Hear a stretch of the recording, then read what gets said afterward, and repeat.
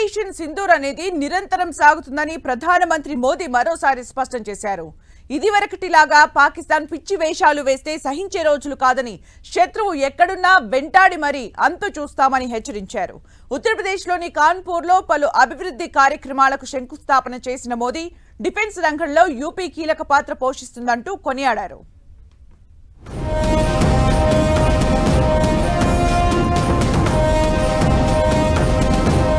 पाकिस्तान आटलू इक सागव स्टेट और non state actor ये अब खेल चलने वाला नहीं है.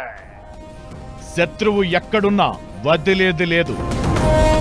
तो दुश्मन कहीं भी हो हाँक दिया जाएगा. ప్రధానమంత్రి నరేంద్ర మోదీ శుక్రవారం యూపీలో సుడిగాలి పర్యటన చేశారు. పెహల్గాంలో ఉగ్రదాడిలో ప్రాణాలు కోల్పోయిన శుభం ద్వివేది కుటుంబ సభ్యులను పరామర్శించారు. తరువాత కాన్పూర్లో పలు అభివృద్ధి పనులకు శ్రీకారం చుట్టారు.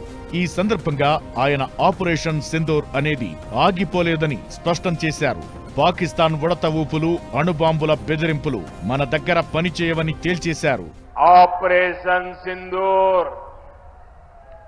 अभी खत्म नहीं हुआ है. भारत अब एटम बम की गीदड़ बप्पी से नहीं डरेगा और नहीं उसके आधार पर कोई फैसला लेगा. ఉత్తరప్రదేశ్లోని డిఫెన్స్ కారిడార్ చాలా ప్రాధాన్యత సంతరించుకుందని, రాబోయే రోజుల్లో రక్షణ రంగ ఆయుధాల ఎగుమతిలో పెద్ద వాటా కలిగి ఉంటుందని చెప్పారు. AK-203 రైఫిల్స్ తయారీ అమేథీలోనే తయారవుతున్న విషయాన్ని గుర్తు చేశారు మోదీ. అలానే ఆపరేషన్ సింధూర్లో కీలక పాత్ర పోషించిన బ్రహ్మోస్ ఇక్కడ తయారు కావడం యూపీకి గర్వకారణమన్నారు. जिस ब्रह्मोस मिसाइल ने दुश्मनों को सोने नहीं दिया, उस ब्रह्मोस मिसाइल का भी नया पता है उत्तर प्रदेश.